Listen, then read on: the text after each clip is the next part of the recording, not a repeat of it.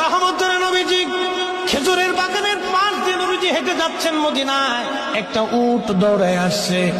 উট এসে আল্লাহর হাবিবের কদম মুবারকের সামনে পড়ে মাথা নিচু করে নবীজির কদমের মধ্যে মুখ লাগায় কাঁদতেছে। উটের জবান খুলে গেল। উট কাঁদে আর বলে, ইয়া রাসূলুল্লাহ, ইয়া হাবিবাল্লাহ, নবী গো, আপনার কদমে আমার আরজি।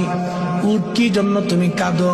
বলে, ইয়া রাসূলুল্লাহ, আমাকে শুধু মারে, আঘাত করে, কিন্তু খাদ্য দেয় না, কাজ বেশি বেশি করায়। এমন সময় পিছে পিছে ওই মদিনার সেই উটের মালিক দৌড়ায় আসছে। আল্লাহর নবী বললেন, ও উটের মালিক, তুমি কি উটের মালিক? বলে, হ্যাঁ ইয়া রাসূলুল্লাহ। তুমি কি তাকে খাবার কম দাও, কাজ বেশি করাও, এবং মাঝে মধ্যে তারে পিঠাও? বলে, ইয়া রাসূলুল্লাহ, কি করে আপনি জানলেন? বলে, উট এসে তোমার বিরুদ্ধে আমার কাছে অভিযোগ পেশ করেছে। একবার জোরে বলা যাবে কি আল্লাহু আকবার? বিশ্ববিখ্যাত আল্লাহর একজন ওলি ছিলেন, তার নাম হযরত মালিক ইবনে দিনার আল ইরাকি আল বসরি রাহমাতুল্লাহ আলাইহি।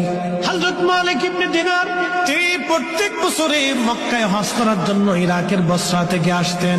এক বছর তিনি হজে আসলেন, হজ শেষ করলেন। হজ শেষ করার পরে আল্লাহর দরবারে দোয়া করলেন, আল্লাহ, আপনি দয়া করে আমাকে জানান কার হজ হলো, কার হজ হলো না। আপনি দয়া করে আমাকে একটু জানান আল্লাহ। উনি দোয়া করলেন, কান্নাকাটি করলেন, আল্লাহ, এত মানুষ হজে আসলো, কিন্তু দোয়া কবুল হলো কি হলো না জানা নাই।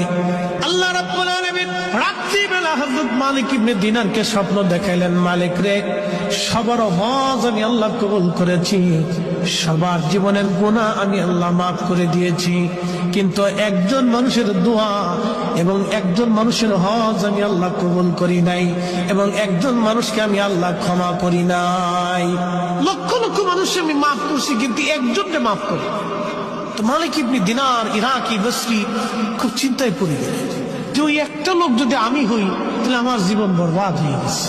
ওলিরা তো সবসময় আল্লাহকে খুশি করার জন্য নিয়োজিত থাকে। একসাথে বলবেন আল্লাহু আকবার। ওলিরা কাকে সন্তুষ্ট করতেন? আল্লাহকে, রসুল।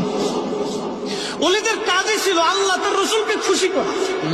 কত পদ্ধতি দিয়ে তারা আল্লাহকে খুশি করে, যত পদ্ধতি ছিল সব পদ্ধতি দিয়ে তারা আল্লাহ এবং তার রসুলকে খুশি করতেন।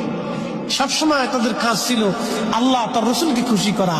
আর আমরা হয়েছি ব্যতিক্রম, আমাদের কাজ হলো খালি শয়তানকে খুশি করা, খালি শয়তানকে খুশি করা, যার কারণে